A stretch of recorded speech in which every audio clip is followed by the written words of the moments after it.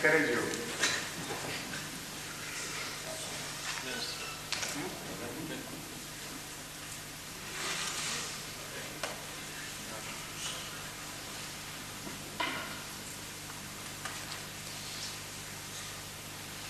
I think you should come by appointment between you and Mr. Bashir Asad, because sometimes you miss both of you together, and that's a very heavy day for the people. He has put Russian on me already. He has told me to ask 2 questions and leave room for me. Has he already? Yes. But he doesn't know how many past your questions you have. Any questions, please? Other than the two, D2, yeah? Yes.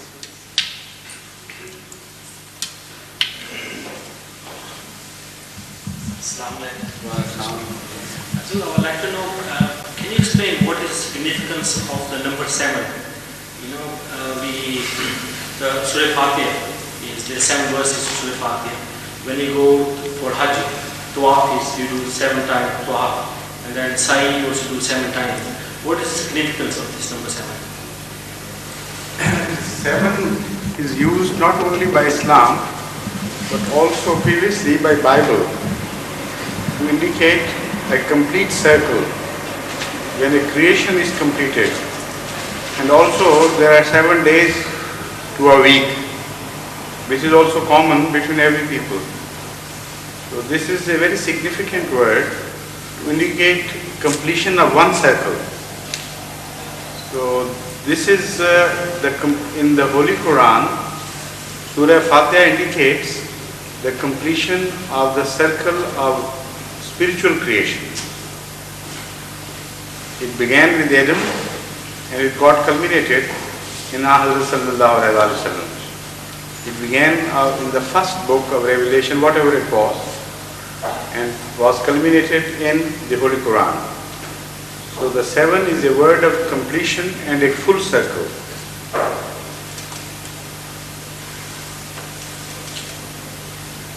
Please. I'm looking at you.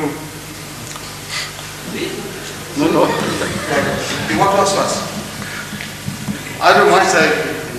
You have to ask us. So my question starting from yesterday, sir, I was asking about the Quran Muqatibin. Could it be, sir, Nafs-e Amara and Nafs-e Mutmainna be translated as Quran Muqatibin? Because as you said, there is no book and there are no angels. No, I never said no angels. Don't attribute things to me. Sorry, sir. I said there is no book like your notebook. But the system of recording, as has been explained in the Holy Quran, is a different system. The recording system is not like our jotting notes on a notebook, but everything which is done here on earth leaves its mark behind, like fingerprints. So that is the recording system. But I told you that there is a system, for every system in nature, there is a corresponding creation of angels who look after these things and run it. Otherwise, if they do not control things, the nature will go topsy-turvy. It is not like a machine which is going of itself automatically. For every organization, there is an organizer. There has to be an organizer and one who maintains that organization. This is the lesson drawn from the nature itself. So how can you conceive such a vast machinery of nature going on automatically? There is no automation about it. Everything is run and everything is being governed and looked after by some spirits, which in Quranic terminology are called malaika, angels as you call them in English. So some angels are particularly responsible for maintaining the system of recording, and those angels which are relegated the task in detail, there may be some individual angels responsible for some individual recordings. We don't know how many, because the Holy Quran says that the Junood Rabbika, that is all the creation of the Lord, is unlimited. You can't count them. So they are responsible, and among those Junood are included the Malaika. So they are responsible, and maybe there are two particular ones for you. We don't know.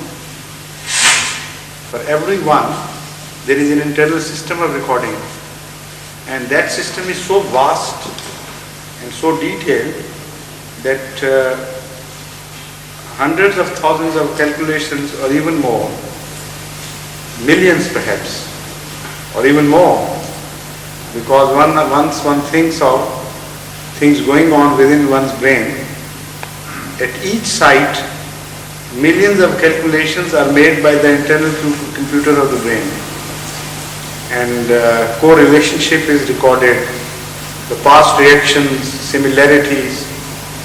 So in a split second, this goes on. So that means if there are two angels responsible for one individual, they will be very heavily engaged, of course, because the things of recording going on within every individual are countless. Absolutely fantastic how they swell when you come to think of them.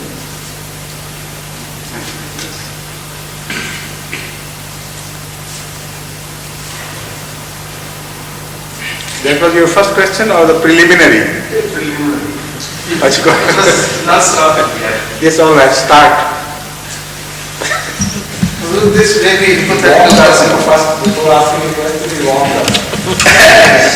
This may be a hypothetical question, but I was wondering if you could kindly answer that. I wonder what would have been the hypothetical question. Yeah. I wonder what would have been the reaction of Sahaba Kiram when Hazrat Muhammad Mustafa sallallahu alaihi wasallam named 10 Sahaba as Janati. They were foretold about it, and I got a list of their names. You wonder. Yeah, after all, they are all Janati in the way I think. No, you wonder about it. Well, sir, 10 of them were told, and the rest. So the rest of the Sahaba must be left wondering. Go back and maybe you remember. All right, your next question. This is, I was reading from the Malfuzat, as the Muslim of the Last has said, जिसने मेरी तकसीब की उसने रसूलुल्लाह की तकसीब की, जिसने रसूलुल्लाह की तकसीब की उसने कुरान मजीद की तकसीब की. And then there are similar verses in the Holy Quran. وَإِذْ قَالَ عِيسَى ابْنُ مَرْيَمَ يَا بَنِي وَإِذْ قَالَ عِيسَى ابْنُ مَرْيَمَ عِيسَى ابْنُ مَرْيَمَ يَا بَنِي إِسْرَائِيلَ إِنِّي رَسُولُ اللَّهِ إِلَيْكُمْ مُصَدِّقًا لِمَا بَيْنَ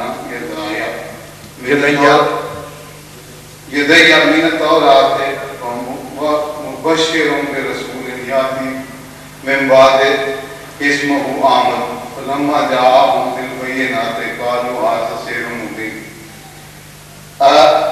In this one, sir, I want to know this Ismahu Ahmad.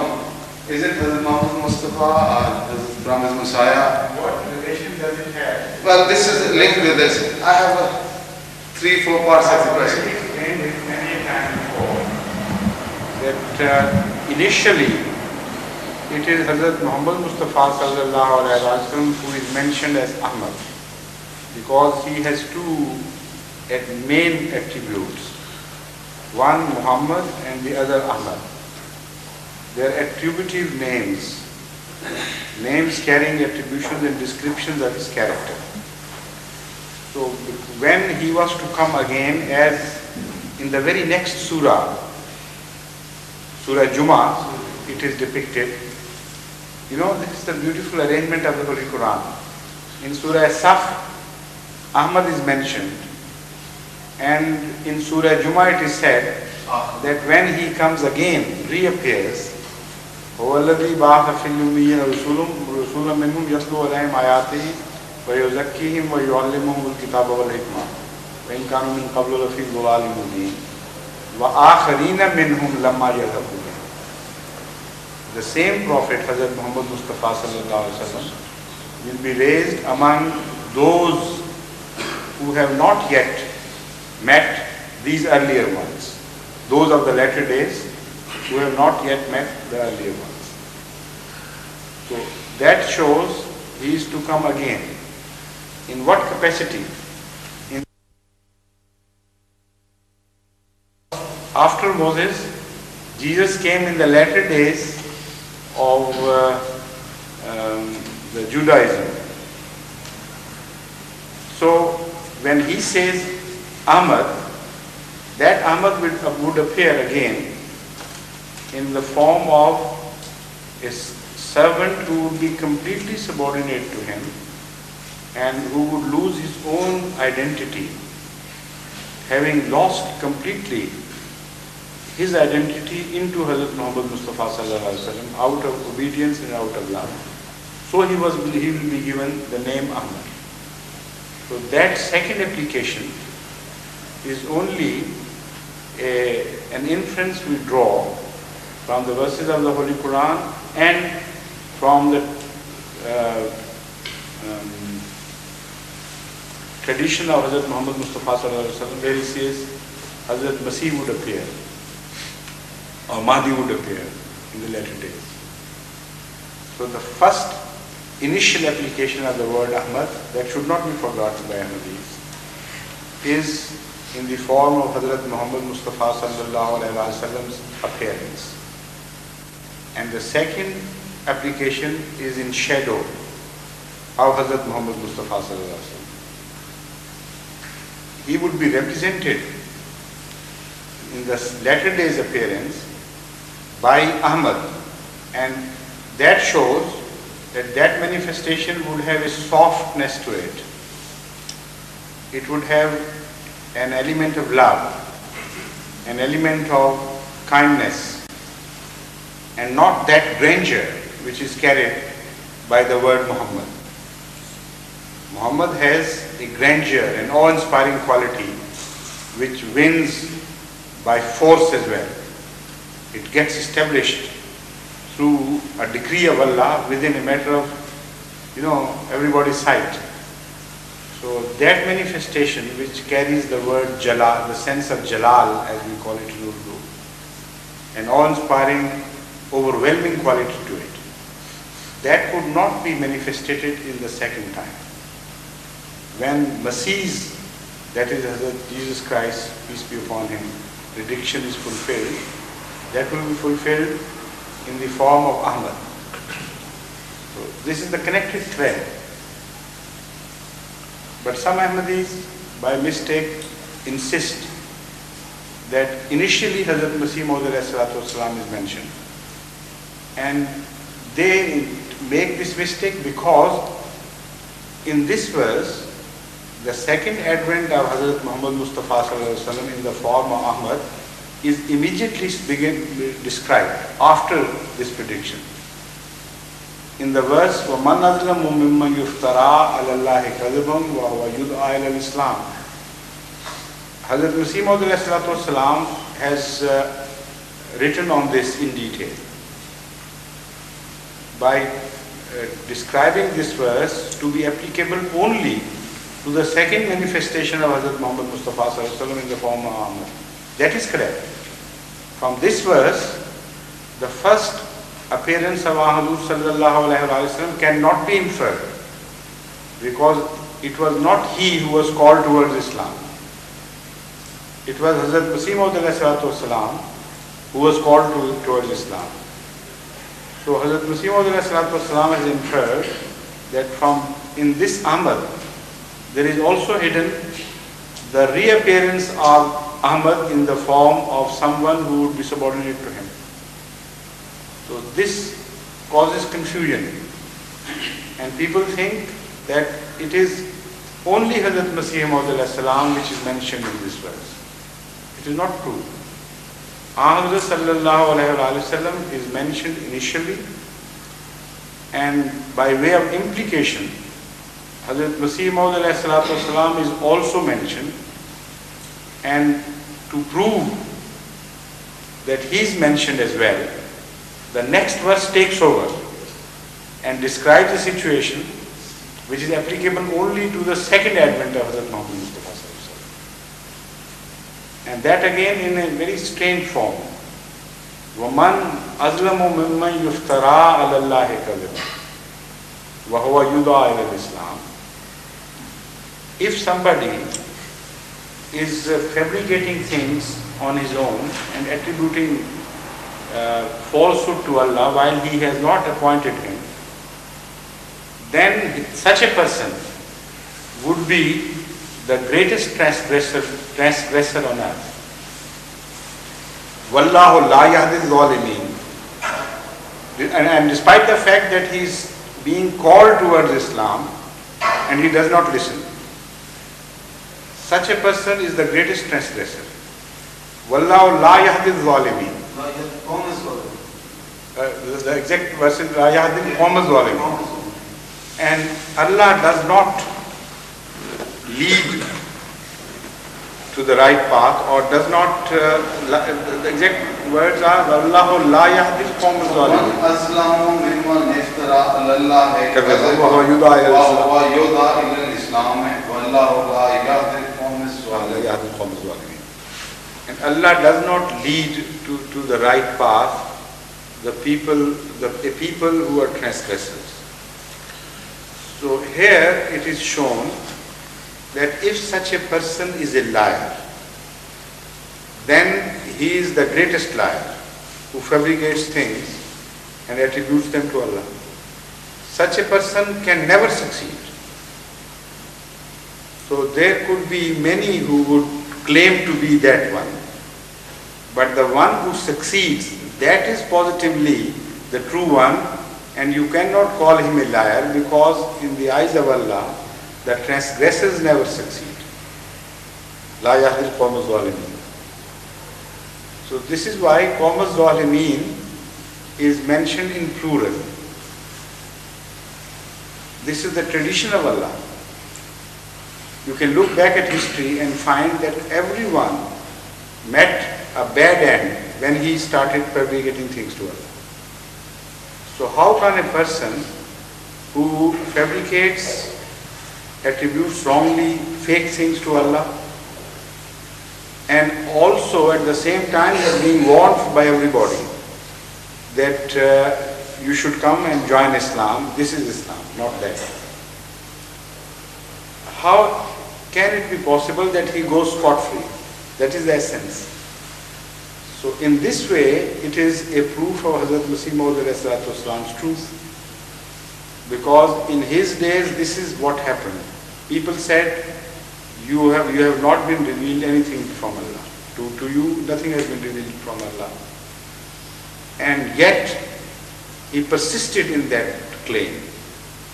It was said, come and join Islam, because where you are, that is not Islam. Islam is on our side. And he persistently stuck to his claim and said, no, this is Islam and you come to me and I have been told things by Allah. So if he were a wrong man, if he were a liar, if he were a fabricator, then it was impossible for Allah to let him flourish. This is the argument.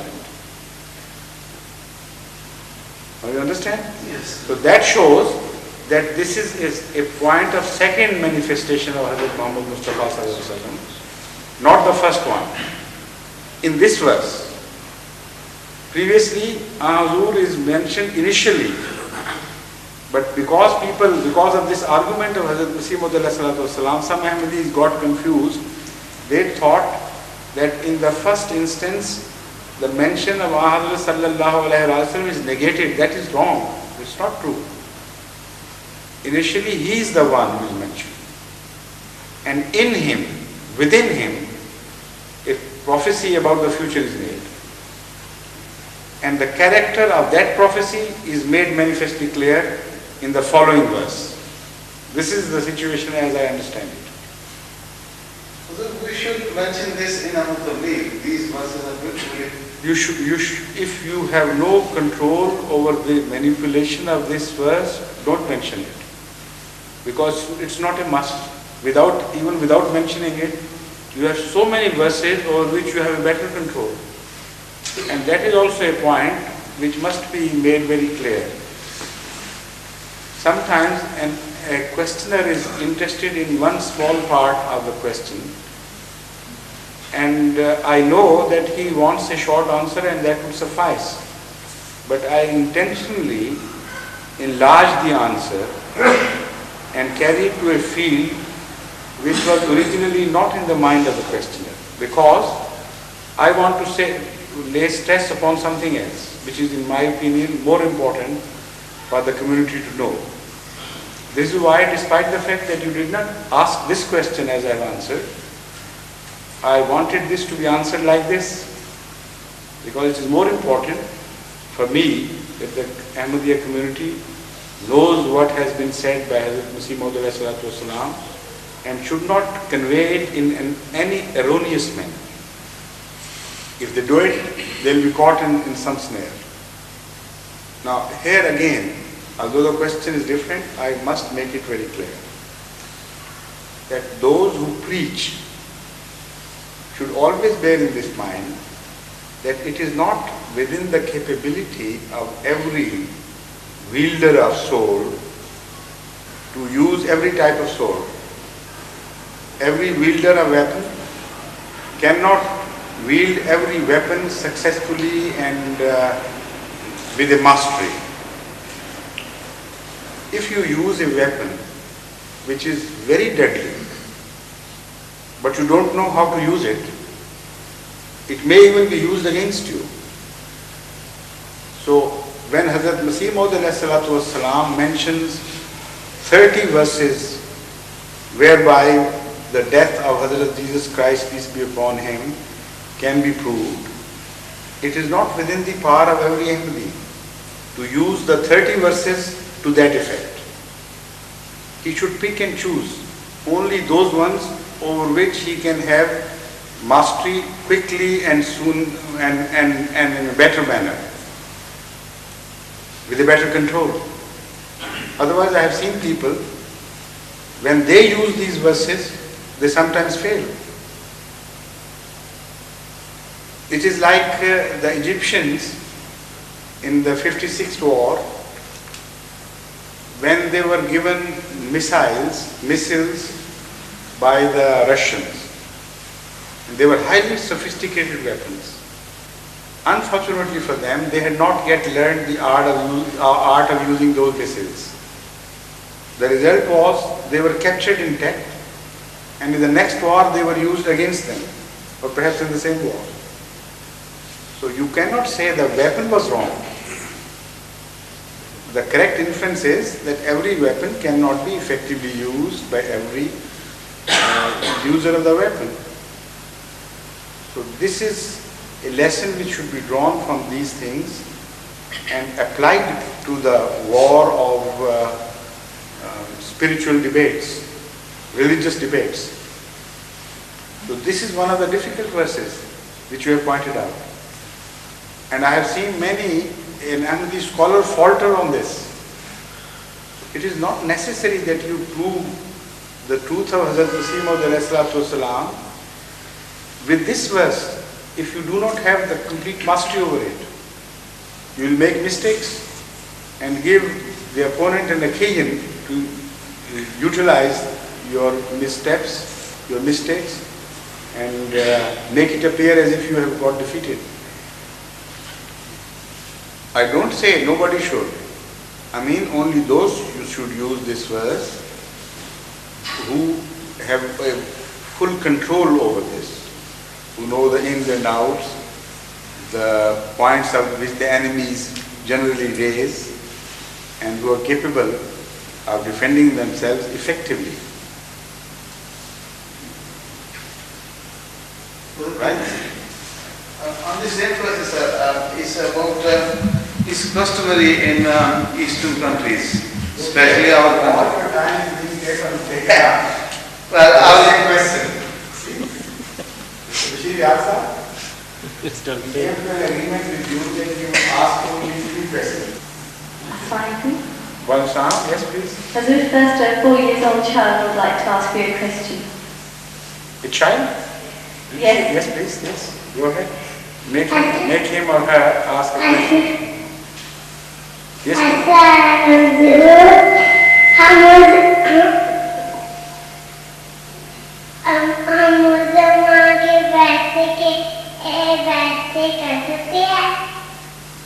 Now, the child has asked the question, but it reminds me of a saying in the Punjabi, which tells us, "Gunge di boli maa pe nahi sunde." So the mother of the child or the sister of the child should decipher what he has said. Hazur, she is saying. Decode it for us. Hazur, she is saying can Muslim Is she? I see. can Muslim children celebrate birthdays? Huh? Birthdays. Do the Muslim children celebrate birthdays? Which Muslim children? She means Ahmadi children. Does she mean only Ahmadi children or generally the Muslim children? Or she means Ahmadi children. Some of them do, but it is wrong. I know many Ahmadi children who celebrate their birthdays, but as a custom to make it a right, it is not encouraged by Ahmadiyya. Particularly, Hazrat Khalifatul Masih Sani was very much against it. He was against everything which was a blind imitation of the Western culture. And he was very sensitive to any blind imitation. So because it was in fact under the influence of Western culture that the Muslims had started celebrating birthdays, this is why he was against it. And never a birthday was celebrated in our house, as far as I remember, except once in the days of Hazrat Khalifatul Masih Salis, for which he gave an explanation in his sermon. And that shows that he knew that something has happened which may be misconstrued, and people may call it a celebration of birthday and start doing it. So he had to explain it in quite some detail why he was doing it, particularly about that child.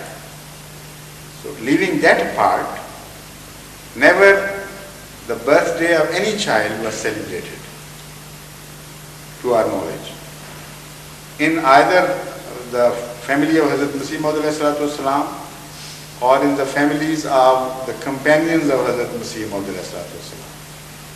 So this is the clean, neat tradition which we have inherited.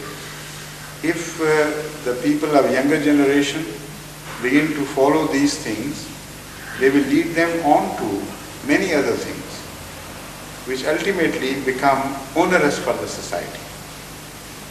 So Ahmadiyyat has come to shed these traditions which are meaningless, and they go on adding burden to the people. And it is against the spirit, so I condemn it and I don't like it.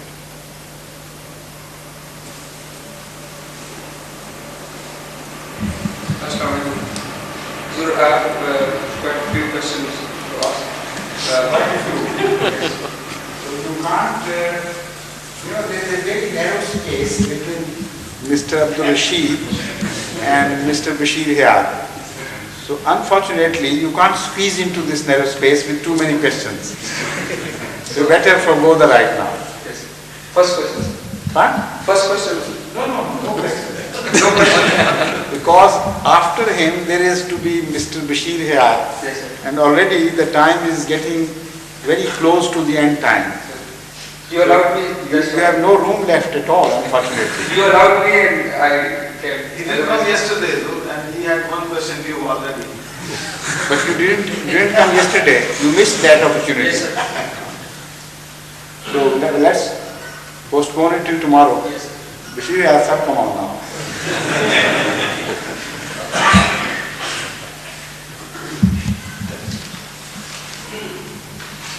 You have only one page in your hand. One leaf. Some here. Assalamu alaikum. I have got some here.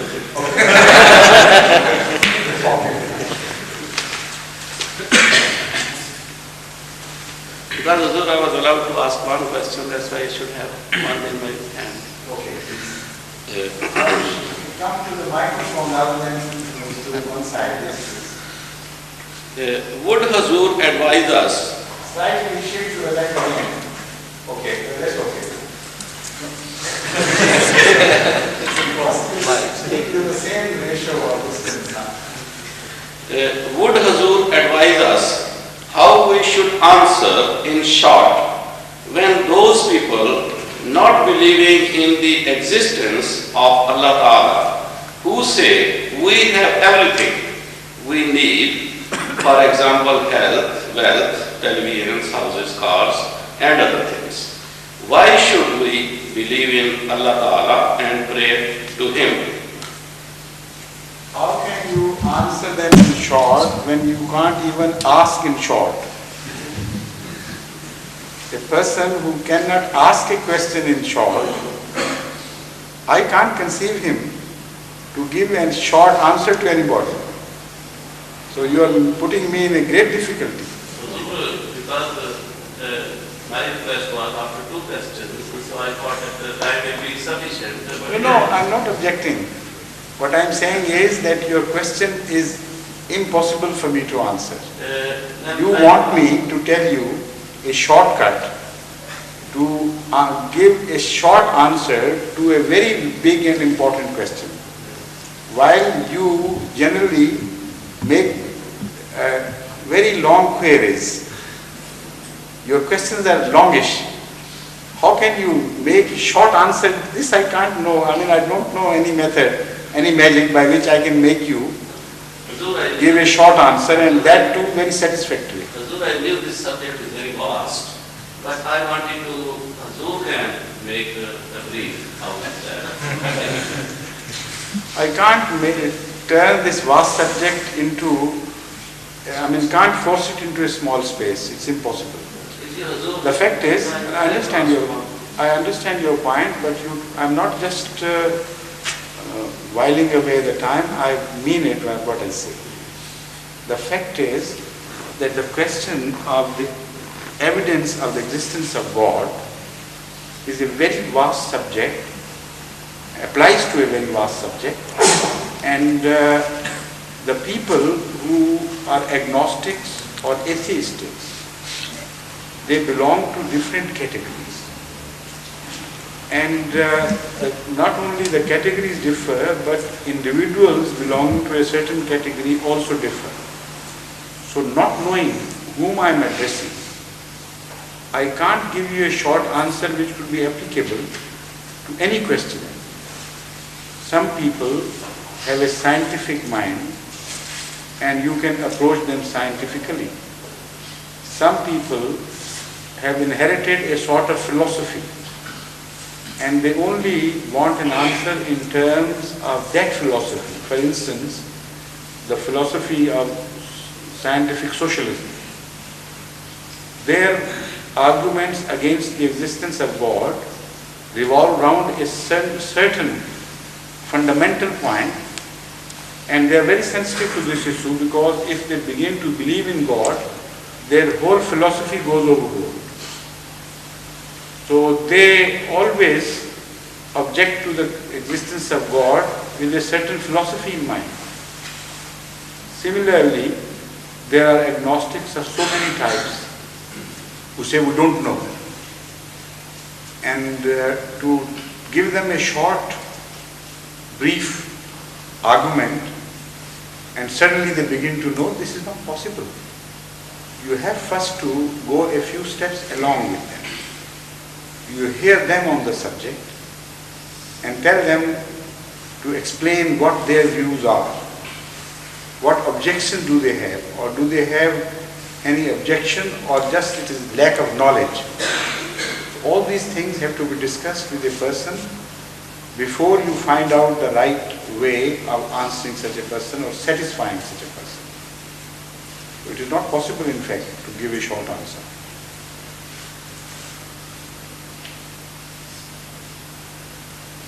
Hazrat Muslim Maud, for instance, I remember, whenever was approached by an atheist or agnostic, he would go along with him a few steps and discuss things of what was his view and what he thought and what sort of evidence would he require.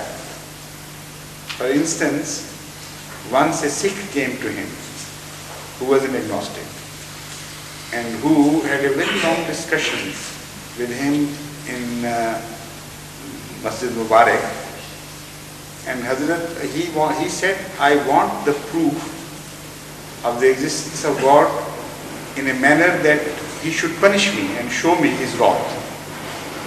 So Hazrat Muslim Maud took a very long time trying to convince him that he can be also seen in a better way. Why don't you demand his mercy and his beneficence and a sign of his nearness so that I pray and you see the sign? So Sardarji insisted, no, I want some punishment. So it all depends. A sign of benevolence, a sign of mercy and kindness was meaningless to him. So if I say, I start talking of such a sign and the person whom you are addressing or whom you want to address is built after that Sardarji, how will this work on him? And if I give you a sign of a different nature like for Lekram and this and that, and the person you are addressing is brought up in a different social setup, and he is horrified with such a God, with the concept of such a God. He wants some benign manifestation, so that argument would become meaningless to him. And there are some who are just logical people, who want a logical argument. So to them, both these arguments would be meaningless. So I can count on and on such varieties of people who should be treated individually. I mean, I can't write a book here at this moment. My mind was everyday. You see, so you are also an individual. You have a special mind and a special thing in your mind. So give this allowance to everybody else as well. Although I was addressing you, I tried to satisfy you, yet it seems that I was all around you but not at you. And something I missed, despite the fact that I already know you so much. So how can my answer satisfy someone whom I do not know at all? Now you come and explain yourself, please. No, look, when I start thinking of this question, I knew this is a very vast subject and would not fit in this small time. But what I wanted was everyday life. We come across and suppose we stop in the street and meet some friends or old friends and all this, and we talk to them. Oh, they know we are religious, and we start talking to them and They don't believe in God. no, some of them may not. And in a joking way they say, oh, we have got everything. Why you talk about God? It's like a leaflet, you want to draw up an argument, we should clinch No, the whole we issue. know them and we can pursue them after argument, we can continue then after that. But I want you to know when they say, oh, we have got everything, they all mean, why you bother us to believe in God and pray to Him? Answer What that way you- sort of answer we can give? No, don't answer. Rectify your approach. That means your approach is totally wrong. You are trying to enter a building not through the door, but through a thick wall. Find the door. Everybody is built differently. He has his own plan of things, and he is provided with some doors and windows and places of entrance and also walls to protect the house.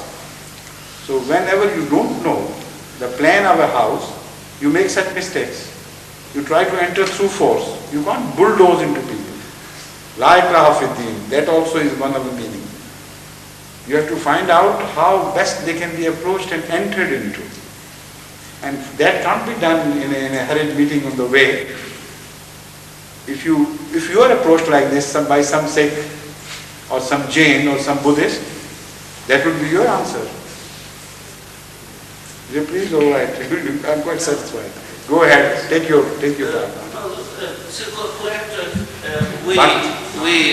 We do that in our lives, and when we are sitting,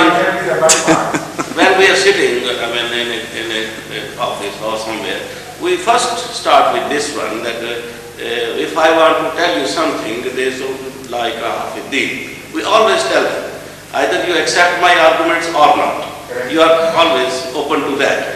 Then we start talking to them, and in a mood, sometimes they talk, we don't need religion or anything like that. That is the right time for you to change your approach. This is what I'm trying to No, tell you. we are changing different approaches. So that's the best answer. We are doing that. But You know, I the want fact to is- from Hazur to live a little more like This is what I'm telling you. how we can have the right approach. Please, I'm telling you this. You know, this approach, whenever somebody gets disinterested, it is not a time to shake him up. It is a time to wake yourself up and to make yourself realize that now I must find a different way, different path. It is like a speaker once said during his speech that if one of the audience dozes off, wake me up. You know, you understand the message? So I should be woken. The fact is that only people go to sleep, except for some tired people who are excessively tired. It is in generalizations one can say when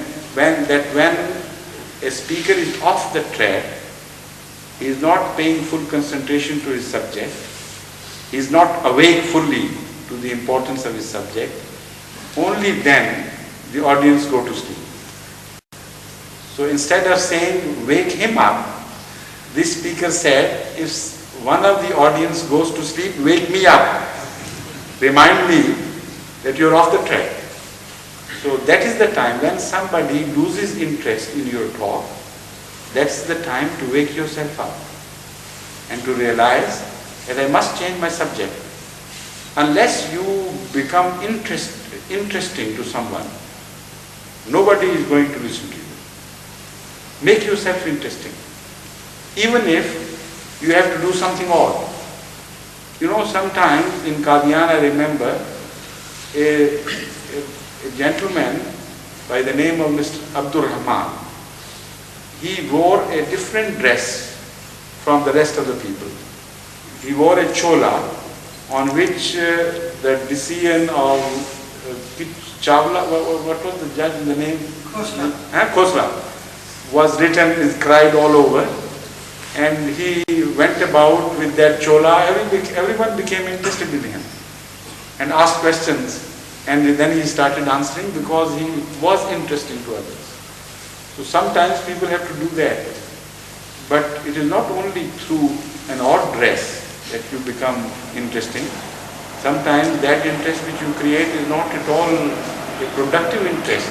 Sometimes people take you too lightly and have a word of laughter and then go their way. So I just indicate that sometimes people have to do that as well. Like during this visit to this Alhambra in 1982, one of the Ahmadi visitors from Rabwa dressed himself in a manner that he became a source of interest for everybody. People crowded around him and asked him about what he was and where he hailed from, and then he started preaching to them in a manner he knew. To become interesting, then people would be interested. And to become interesting, you must know the points of others' interest. What are the subjects in which they are interested? Without knowing that, you can't be interesting. So learn this from conversation by knowing them more, by feeling them as if you find out what are their points of interest. And then talk of those points of interest and somehow steer them into religious topics and relate them to religious topics. And drop a hint or two about what Islam has to say on those points of interest. So they will be caught up. I think without this, you can't become a good preacher. But I can't tell you to which particular person what approach you should take. I can only give you a generalized approach about yourself.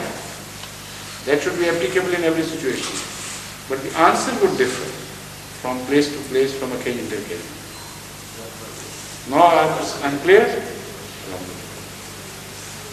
So somebody should say, Azan, it's the only one question you were able to ask, unfortunately, because his one question was very long.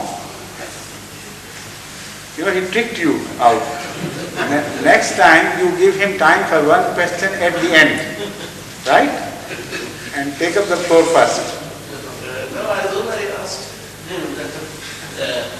He asked me, in fact, about some questions. I wanted to avoid them. Because I said, if you, the other day, I answered him yes, and he said, he has got one question. So today I wanted to avoid, but still he took out from me. He's very clever. Although he appears to be a simple man, but within he is very clever.